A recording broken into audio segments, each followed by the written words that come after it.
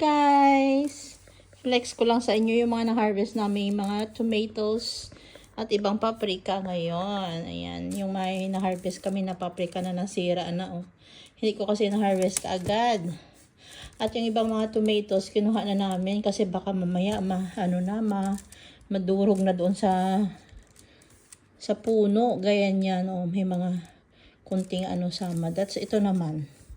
Pumutok na sa sobrang hinog. O diba, sa sobrang hinog nagputukan na.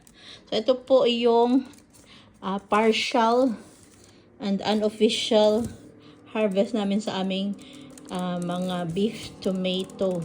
Ayan, beef tomat po yung tawag niya. So almost kalahating basket din, no? So ang gagawin natin dito, ilalagay muna sa ref at hintayin ko siyang mag-yellow yung iba at gagawin ko siyang tomato